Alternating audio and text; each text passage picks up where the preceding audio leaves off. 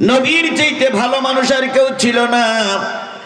তারপরে নবীর জেল খাটা লেগেছে না লাগেনি?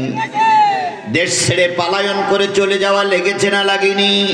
আল্লাহ নবীর রিমান্ড নামক অবস্থা তৈরি করে মাথায় পচা ভুড়ি চাপাইছে না চাপাইনি? তাহলে তুমি আর আমি যদি আল্লাহ এবং রসুলের পক্ষে হই, তোমার আর আমার বেলায় রিমান্ড আসতেই পারে। নবীর চেহারার দিকে তাকাইলে মানুষের ক্ষুধা থাকতো না। নবীর চেহারার দিকে তাকাইলে মানুষের ক্ষুধা থাকতো না। অন্ধকার ঘরে নবীর চেহারার থেকে আলো, চেহারার থেকে কম্বল সরাই দিলে ঘরটা আলোকময় হয়ে যেত। ওই নবীকে 3 দিন 4 দিন 5 দিন 6 দিন, কোন কোন হাদিসে পাওয়া যায় 7 দিন পর্যন্ত না খেয়ে থাকতে হয়েছে।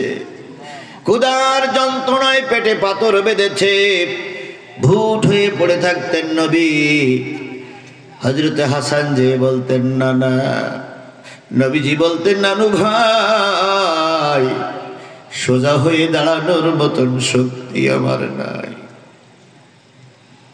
একই কালেমার দাওয়াত দিয়ে নবীজি না খেয়ে থাকলেন। একই কালেমার দাওয়াত দিয়ে আল্লামা সাঈদী 13 বছর জেল খাটলেন। একই কালেমার দাওয়াত দিতে দিয়ে মতিউর রহমান নিজামী ফাঁসিতে ঝুললো। একই কালেমার দাওয়াত দিতে দিতে কাদের মোল্লা ফাঁসিতে ঝুললো। আর একই কালেমার দাওয়াত দিতে দিয়ে কেউ বা এরোপ্লেনে ঘুরে বেড়ায়। এক কালেমায় রুটি রুজিয়ার, এক কালেমায় ফাঁসি। এক কালেমায় রুটি রুজিয়ার, এক কালেমায় ফাঁসি। কোন কালেমায় থাকবে তুমি জানাও জগৎবাসী। এক কালেমায়, এক কালেমায় রুটি রুজিয়ার, এক কালেমায় ফাঁসি। আল্লাহ নবী 7 দিন না খাওয়া, ঘরে খাওয়ার নাই। জোহরের আজান হয়ে গেল, নবীজি মসজিদে চলে গেলেন সালাতের জন্য। আবু বক্করের ঘরে খাবার নাই, 5 দিন আবু বক্কর খায় না। আবু বক্কর জোহরের সালাতে আসলেন। হযরত ওমরের বাড়িতে 3 দিন 4 দিন খাবার নাই, ওমরও সালাতে আসলেন। হযরতে বেলাল বলেন, আমি তাকবীর দিলাম, নবী নামাজের নিয়ত করলেন। দীর্ঘক্ষণ ধরে দাঁড়িয়ে থাকলেন, নবী রুকুতে যাচ্ছে না। মনে হয় আজকে বুঝি আর রুকু করবে না। অনেকক্ষণ পরে নবী রুকুতে গেলেন।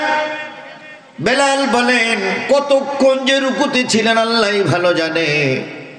আমি পিছন দিক থেকে সংকেত দিলাম, ইয়া রাসূলুল্লাহ, দাঁড়ানোর সময় হয়েছে। নবীজি দাঁড়ালেন। 2 সেজদার মাঝখানে অনেকক্ষণ বসলেন।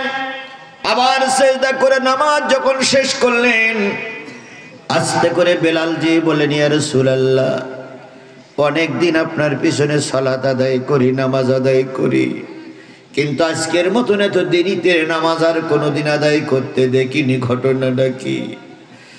নবীজি বেলালের হাতখানা ধরলেন, পেটের পরে ঠেকায়ে বললেন, বেলাল, শুধু দিন প্রচার করতে যে 7 দিন পর্যন্ত পেটে কোনো খাওয়ার যায় না।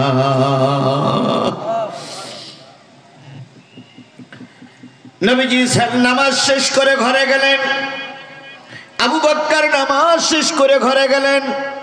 হযরত ওমরও নামাজ শেষ করে ঘরে গেলেন। আবু বক্কর স্ত্রীকে বললেন, কোনো খাওয়ার ব্যবস্থা হয়েছে? কয় না।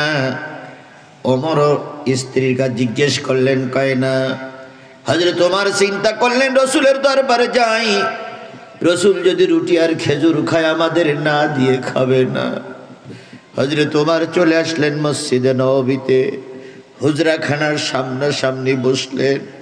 যদি হুজরাখানার থেকে কাপড়টা সরে যায়, পর্দাটা সরে যায়, রসুল আমাকে দেখবে, আমাকে কিছু না দিয়ে রসুল খাবেন না। আবু বক্কর একই চিন্তা ভাবনা করে মসজিদে নববীতে ঢুকলেন। এসে দেখে ওমর আগেই বসে আছে। জিজ্ঞেস করলেন, ছোট ভাই, অসময়ে মসজিদে কেন? ওমর বললেন, আপনি কেন এসেছেন? আবু বক্কর বলেন, আর 5 দিন ঘরে কোনো খাওয়ার নাই। হযরত ওমর বললেন আমার 4 দিন খাবার নাই। দুইজন যখন কথোপকথন হচ্ছিল তখন নবী ওদের কথা শুনলেন, বেরিয়ে এসে জামাটা উঁচু করে বললেন, আবু বকর, ওমর, তোমার 5 দিন আর তোমার 4 দিন খাওয়া হয় না, আর তোমার নবীর ঘরে 7 দিন কোনো আগুন জ্বলে না। ইসলাম এমনি এমনি আসেনি, ইসলাম এমনি এমনি এই পর্যন্ত আসেনি। অনেক কষ্ট মেহনতের পরেই ইসলাম এসেছে। কথা বলেন ঠিক না বেটি?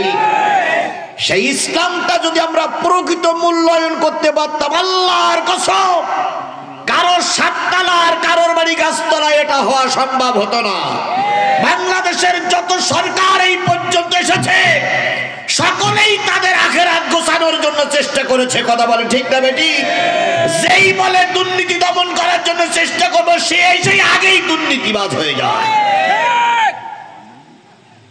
শেখ হাসিনা দুর্নীতিবাজদের দমন করার জন্য এসেই এমন দুর্নীতি করেছে, শেষ পর্যন্ত দুর্নীতির মামলা এখন তিনি আসলেই তার গ্রেফতার করবে। অন্যান্য সরকারগুলো যারা আসলে সবাই ছিল দুর্নীতিবাজ। একটা সরকার আসার জন্য পরিকল্পনা করছে টুপিওয়ালা সরকার, আল্লাহ ভালো জানে ওনারাও এসে কি হয়ে যায়। তবে আমরা চেষ্টা করব টুপিওয়ালারা যেন অন্তত দুর্নীতিবাজ না হয়। আমরা দোয়া করব টুপিওয়ালারা যেন দুর্নীতিবাজ না হয়। কথা বলেন ঠিক না ভাই? ঠিক। এতদিন পর্যন্ত দেখলাম গোলমুড়ো বের করা জাত, এবার একটু দাড়িওয়ালা জাত দেখতে চাই। এতদিন দেখেছি সব দুর্নীতিবাজদের, এবার একটু ভালো লোক দেখতে চাই। কথা বলেন ঠিক না ভাই? ঠিক। আর ভালো লোক, বিশ্বাস করো, ভালো লোক আসমান থেকে আসবে না, জমিন থেকে ফুটে উঠবে না। ভালো লোক আমাদেরকেই বেছে নিতে হবে।